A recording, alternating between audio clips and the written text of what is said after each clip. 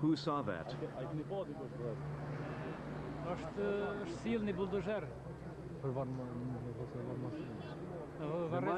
He says they were digging out a mass grave there, and 250 people have simply disappeared, and they don't know anything about what became of them.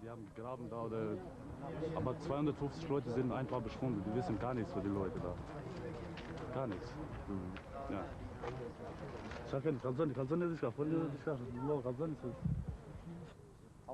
What these people are saying about what happened over there is horrible. They've had nothing to eat or drink.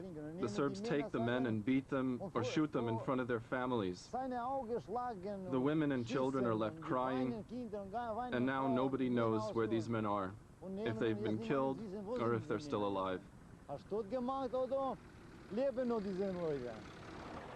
Kosovo is being systematically cleansed of its ethnic Albanian population. The people coming over the border have no identification papers. The cars have no license plates. And the women have lost their husbands. Back in Tirana, Kamal has been waiting in front of the German embassy for days to get a visa for Janjana. He'd already taken care of as many of the formalities as he could back in Germany, but here he hasn't been able to get an appointment. I won't leave this child here no matter what happens. I'm going to bring her to Germany. She's experienced terrible things, and she's traumatized.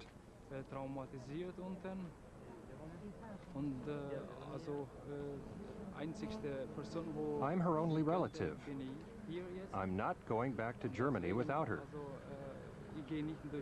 Whether legally, and I hope I can, or illegally, no matter what it costs me.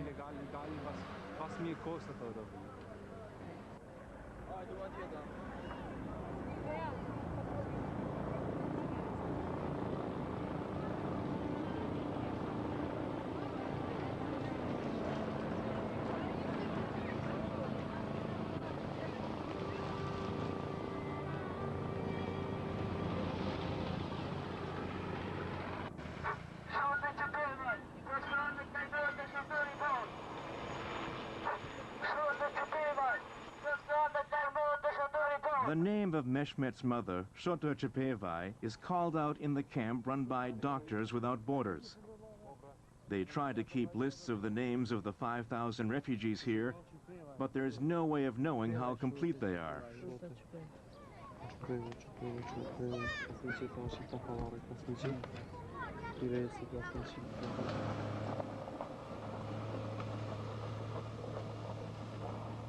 Mehmet and Murat visit yet another of the many camps in the immediate vicinity of Kukës, looking for their mother and sister.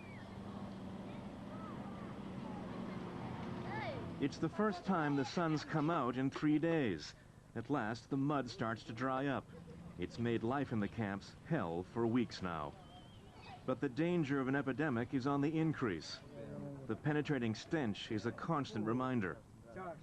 Mehmet spots a familiar name on the list. He immediately sets off in search. Mehmet goes asking from tent to tent.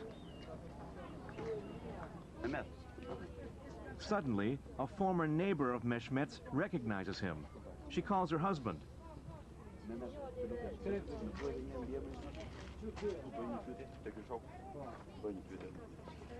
After 7 years, Mehmet sees his old friend again in a refugee camp.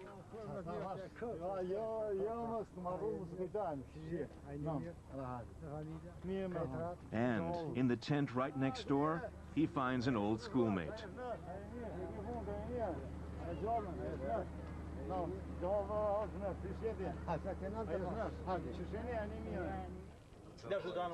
The reunion calls for a celebration. Mehmet gives them his address, and his friend promises to help look for his mother and sister.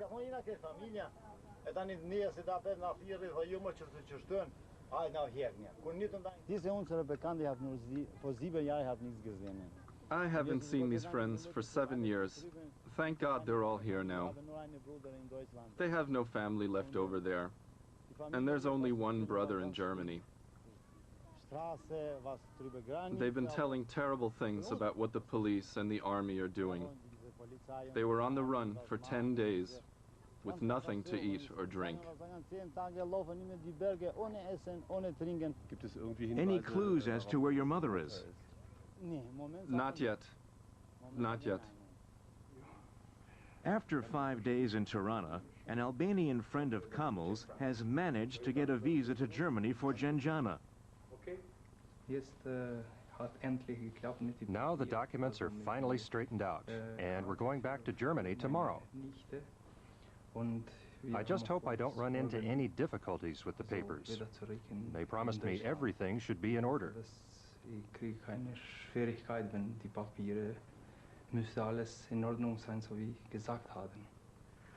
Kamal and Gjenjana leave together for the ferry to Italy. This is where we leave them. Later we heard that the Italian border police wouldn't let Gjenjana onto the ferry. Kamal spent 4 more days trying to get Gjenjana onto another ferry, without success. He gave up and returned to his job in Germany. Gjenjana stayed behind in Tirana with Kamal's friend.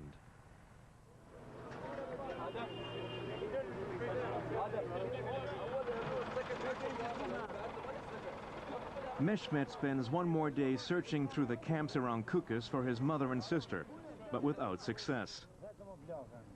One last possibility. He puts out a search notice through the Red Cross. It'll be broadcast on various radio and television programs.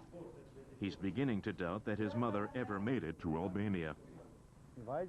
I don't know whether or not she's still in Kosovo. If she is, what can I do?